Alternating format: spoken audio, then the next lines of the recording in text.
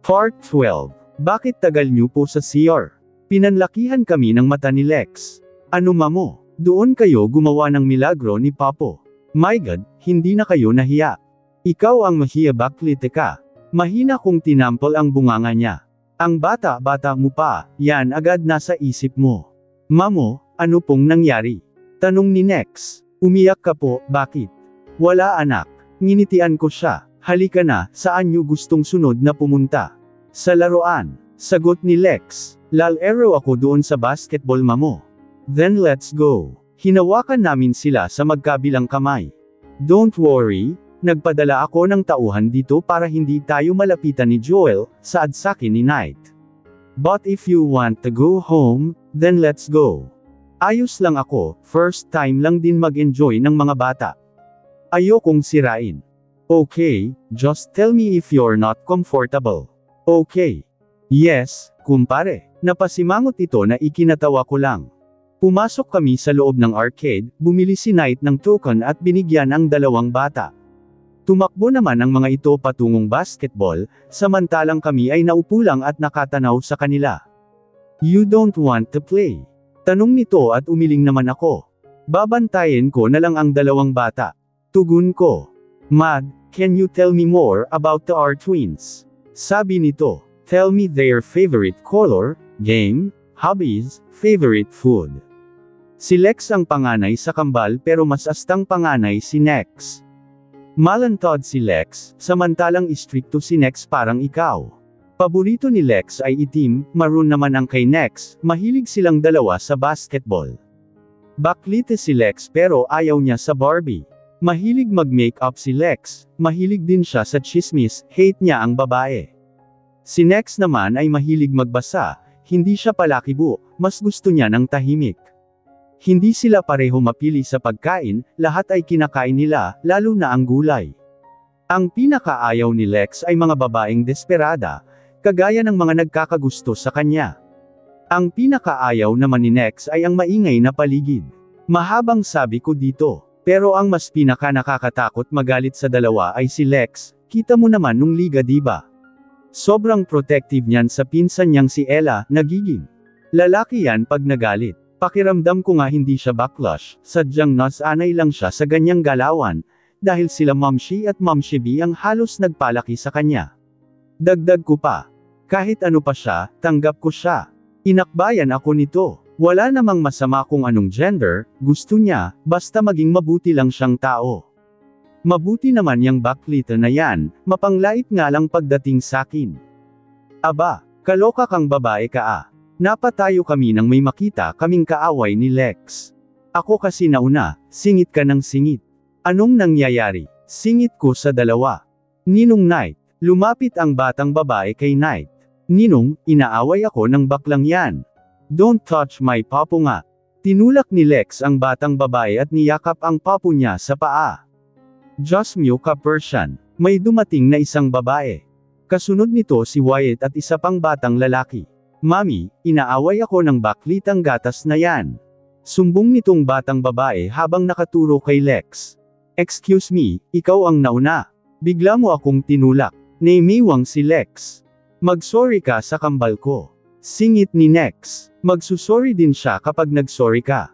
Persian, say sorry. Sabi ng batang lalaking kasama nila Wyatt. Sorry. Irap na sabi ng batang babae. Sorry din. Umirap din si Lex dito. Napailing na lang ako sa inasta nito. Pasensya na sa anak ko. Nagkamot ng batok si Wyatt. Maarte kasi yan. Mana lang sayo. Sabi dito ni Knight. Pasensya na ah. Wala kasing pinipili ang batang saplada na yan, manang-mana sa ama. Sabi nung babae.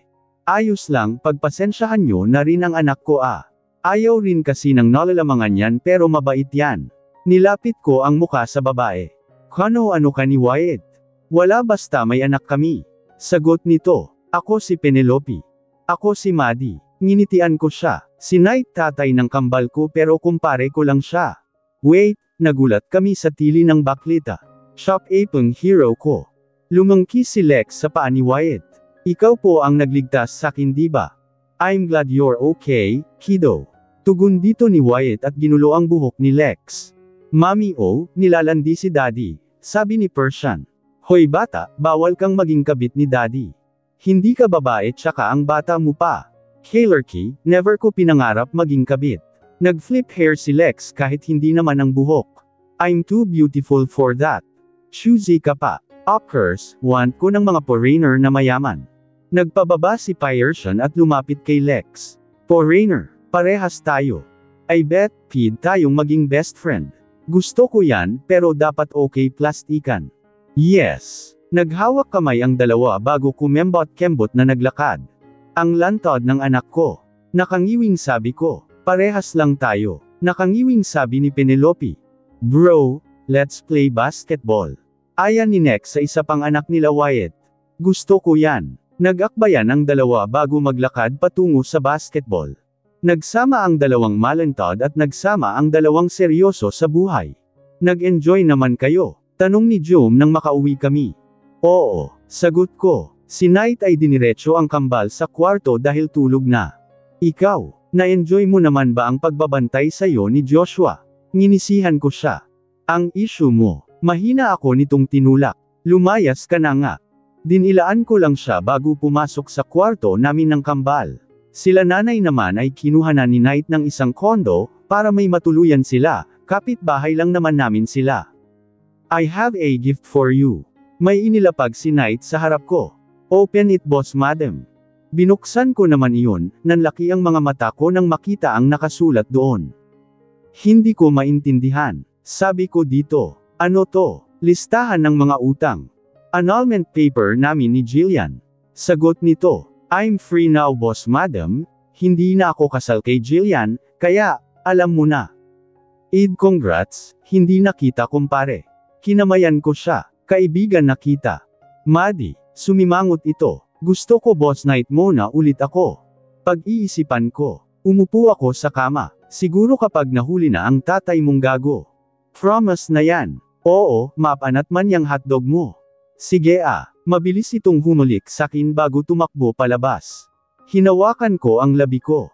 Bitin, humiga ako sa tabi ng kambal at niyakap ang mga ito. Kapag talaga nahuli na, ang walang hiyang tatay ng papo nyo, aayusin ko na ang pamilya natin. Any update? I asked the RK. Nahanap nyo na ba? Oo, tugon nito mula sa kabilang linya.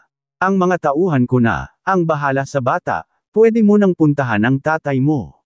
He's not my father. Madiing sambit ko. Just make sure hindi sila makakaalis bago ako dumating. Yes man. Binaba ko ang tawag at mabilis na tinago ang cellphone. Ano, nakuha nyo na si Kyle? Napalingon ako sa nagsalita. Ligtas na siya. Yes, I said. Bantayan mo muna ang mag-iina ko, I'll be back later. Sige, mag-iingat ka. I just nodded before leave. Sumakay ako ng sasakyan ko at agad itong pinasibad patungo sa location na sinend sa'kin ni RK.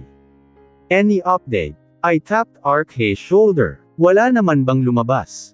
Wala kaming nakita. Sagot ko, boss. May tumatakbo palapit samin. Nakahalata si Joel, may secret door pala siya. Umalis na sila. What? Kumunot ang mga noo ko. RK, call the others, papuntahin mo agad sa kondo ko. Yes. Agad akong sumakay sa sasakyan ko at pinaandar ulit ito. Try to hurt them and I will surely cut every inch of your body. Mabilis akong napatayo nang marinig ko ang sigaw ni Jom. Anong nangyayari? Parang natuod ako sa kinatatayuan ko nang makita kung sino ang taong nasa harap ko. Hello Maddie. Nakangising bati sakin ni Joel. I told you we will see again. Gusto kong umatras nang lumapit ito sakin pero ayaw kumilos ng katawan ko. Kakakita lang natin sa mall. Napapikit ako nang amuyin nito ang batok ko. Layuan mo siya, halimaw ka. Galit na sabi ni Jillian. Hindi pa kayo mamatay. Huwag mong sayangin ang malakas mong bunganga. Malakas siyang sinampal ng tatay niya. Reserve mo yan sa ungol mo. Mamo, nanlaki ang mga mata ko nang makita ang kambal. Mamo, pasok sa kwarto. Lock nyo. Tarantang sabi ko. Pero bago pa nila magawa yun ay kinuha na sila ni Joel sa buhok at parang manikang binalibag. Lex, next. Kita ko ang pagtama nila sa semento. Tarantado ka malakas kung sinipa si Joel at nilapitan ang dalawang anak ko, Lex, next. Mamo, Umiiyak na yamakap sakin ang dalawa. Parehas duguan ang ulo nila kaya hindi ko maiwasan hindi mapaiyak. Tulong! Sigaw ni Jom sa labas ng pinto. Ella! Sigaw ni Jom nang barilin ni Joel si Ella na agad bumagsak. Anak ko! Sinubukan itong lapitan ni Jom, pero sinabunutan siya ng kasama nyo at basta na lang binalibag. Mamo, si Ate Ella. Umiiyak na sabi ni Lex. Ang anak ko. Iyak ni Jom. Knight, nasan ka na ba? Biglang bumukas ang pinto at iniluwal nun si Knight, kasama ang mga kaibigan niya. Kuya, yung anak ko. Iyak ni Jom. Dalhin niyo siya sa hospital. May bumuhat naman agad kay Ella at agad tinakbo palabas ng kondo. Joel, sumuko ka na. Galit na sabi ni Knight, nagtitimpi ako sa'yo pero hindi na ngayon. What are you going to do? Nakangising lumapit sa amin si Joel, habang nakatutok ang baril sa amin.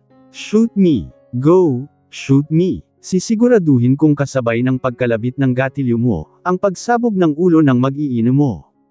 Sino ba gusto niyong mauna? Nakangising tanong ng isa. Itong anak kong inutil. Malakas nitong hinampas ng baril si Jillian sa muka. O itong nanay nung batang binaril ko. Tinutukan ni Ivan ng baril sa sentido si Jom. Pwede ring itong anak mong kambal, Knight. Tinadyakan ako ni Joel sa muka kaya napahiga ako, kinuha nito sakin, ang kambal at tinutukan ng baril. Papo, Mamo, iyak nung dalawa. Balak kong ay huli si Maddie, gusto ko ulit kasi siyang tikman. Nakaanjing sabi ni Joel. Magaling kang pumili ng babae, Knight, anak talaga kita. Hindi kita ama. Walang emosyong sabi ni Knight. Bitawan mo ang mga anak ko, Joel. Tumawa si Joel. Mamili ka kung sino sa kanila. Galit kong sigaw dito. Pakawalan mo ang mga anak ko. Shut up, Maddie. Nagpaputok ito malapit sa gawi ko. Mamaya ka mag-ingay kapag tinitira na kita. Napatingin ako kay Knight, walang emosyon ang muka nito.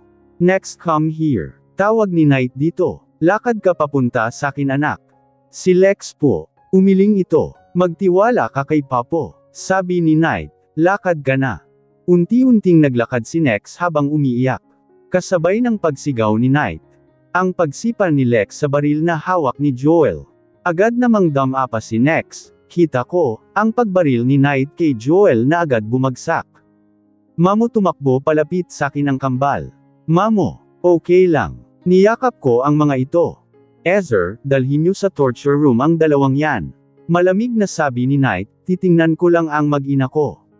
Agad binitbit nila Ezer si Ivan at Joel palabas, si Knight naman ay lumapit sa amin. Sorry, niyakap kami nito. Tara sa hospital. Binuhat nito ang kambal. Can you walk? Tumango lang ako bago tumayo at humawak sa kanya. Si Ella. She will be fine. Nilangon nito si Jom. Tara na, Jom, pupuntahan natin ang anak mo. Tumango lang si Jom bago tumayo.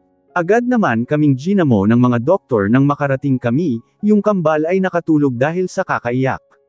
Si Ella ay stable na rin, hinihintay na lang magising. Sorry, samandal sakin si Knight. Nasakta na naman kayo, nadamay pa ang mga bata. Ang mahalaga dumating ka. Hinaplos ko ang buhok niya. Ayos na ba ang lahat? Maayos na ang lahat, huwag kang mag-alala. Ngumiti ito sakin. Aalis lang ako saglit, babalik din ako mamaya. Mag-iingat ka, mahal kita. Hinalikan ako nito. Mamaya tayo mag-uusap, boss madam. Ingat ka, boss Knight, napangiti ito. Kita ko ang pagbabago ng oral nito bago tuluyang makalabas ng kwarto namin ng kambal. Jom, papunta na sila mami dito. Niyakap ko ito. Huwag ka nang umiyak, maayos na si Ella. Natatakot lang ako, kuya. Tugon nito. Wala ka nang dapat katakutan. Humiwalay ako sa yakap at pinunasan ang mga luha niya. Magpahinga ka na muna. Salamat, kuya. I smiled to her and kissed her forehead. Alis muna ako. Tumango lang ito bago tipid ng ngumiti, lumabas ako ng kwarto ni Ella at nagtungo sa parking. Joshua is also there, naninigarilyo ito at halatang hinihintay ako. Let's go. Aya nito bago na unang sumakay ng sasakyan ko.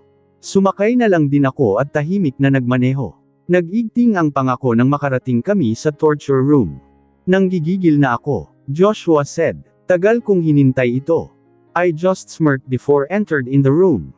Nadatnan naming nakatali ang dalawang kamay ni Joel at Ivan, puro sugat at pasa ang mga ito. Hindi na kami nakapagpigil. Sabi ni Wyatt, gigil din ako.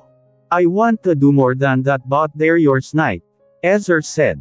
Nilapitan ko si Joel. You're my idol when I was a child. Kilala ka ng lahat bilang ulirang ama at mabait na tao. Malakas ko siyang sinikmuraan. Pero, ang dami mo na palang buhay na sinira. Pati taong mahal ko at anak mo nagawa mong gahasain, and also our mom. Gusto nila yun. Humalaklak ito. Umungol nga eh. Natawa ako at sinuntok siya ng sinuntok. Ayoko nang patagilan ito. Nagtangguan kami ni Joshua bago kuhanin at tig-isang chainsaw, parehas namin pinaandar yun. Balita ko ikaw bumaril sa kapatid ko. Joshua smirked to Ivan. Ikaw din bumaril sa pamangkin ko at nanakit kay Jom, well gag-antay lang ako. Hiyaw ni Ivan nang putulin ni Joshua ang kanang braso niya. Sinunod nito ang kabilang braso ni Ivan. Hindi ko na nga patatigilan. Napahalakhak ako nang hatiin niya sa gitna si Ivan gamit ang chainsaw, hindi pa ito nakontento dahil hiniwa niya ng pira-piraso ang titi nito. You saw him. I smirked to Joel. Mas malala ang gagawin ko sayo. You can't do that. Ako ang ama mo. Galit na sabi nito. Sakin ka galing. At pinagsisisihan ko yun. Galit ko siyang hinati sa dalawa. Hindi pa ako nakontento dahil pinagpira-piraso ko siya na parang karne. I get my lighter, sinabuyan ko ng gaas ang titi niya at sinilaban ito. Magkita na lang tayo sa impyerno, Joel. I said, ganito din ang gagawin ko sayo kapag nagkita tayo. Satisfied, Colm said, I bring extra clothes, maligo muna kayo sa banyo. You both smell bad. Natawa naman ako. Kayo na sumunog sa mga yan, kailangan ko pang balikan ang mag-iina ko sa hospital. Papo, sabi ni Lex nang magising siya. Mamo, may papatay daw sakin. Wala na, tugon ko dito. Nahuli na yung mga bad, okay na ang lahat. Yamakap lang ito sakin, mukhang na-trauma ang dalawang baby ko. Masakit pa ba ang ulo mo? Tanong ko at iling lang ang sinagot nito. Bumukas ang pinto at iniluwal nun si Knight na bagong ligo. Papu, humiwalay sakin si Lex at agad nagpabuhat sa ama niya. Papu, may masakit ba sa anak ko? Binuhat ito ni Knight. Nandito na si Papu, okay na lahat. Tumango lang si Lex, maya-maya pa ay nakatulog ulit ito. Binaba naman siya ni Knight sa tabi ni Nex. Ano na? Tanong ko dito. Wala na sila. Tugon nito. Can we be together again? Oo, kagaya ng pangako ko. Nilapitan ko siya at niyakap. Namiss kita, Boss Knight. Ako din. Tugon nito. Finally, mabubuo na ang pamilyang inasam ko. Thank you, Boss Madam. Mahal kita. Mahak din kita, Boss Knight, hindi nawala yun. Patunayan mo. Binuhat ako nito at dinala sa CR, umupo ito sa takip ng bowl at agad binaba, ang zipper niya tsaka nilitaw ang anaconda niya. Grabe lalong lumaki. Mahina ko yung sinampal na ikinaungol niya. Kasya ba yan? Stop asking question and ride me now. Gigil na sabi nito. Bahala na. Hinubad ko ang salawal ko at agad pamatong sa kanya, napadiin, ang kapit ko sa balikat niya nang sumagad ito sakin. Yawa, nakakakita ako ng star. Sinabayan nito ang pagtaas-baba ko. Tagal ko nagsarili. Mad. Napatikip ako sa bibig ng may kumatok. Bumilis ang galaw ni Knight. Panipi. Ayos ka lang. Tumatae po ako. Hinampas ko si Knight pero ngumisi lang ito at sumubsob sa dibdib ko. Nakita mo ba si Knight? Nasa labas po. Sige, pupuntahan ko lang. Ungol ko nang labasan ako. Hindi pa ako nakakabawi pero pinatalikod agad ako ni Knight. Bumabawi lang ako. Hinampas nito ang pisngi ng puwet ko bago muling pumasok sakin. Lalaking ito, mabisyo masyado.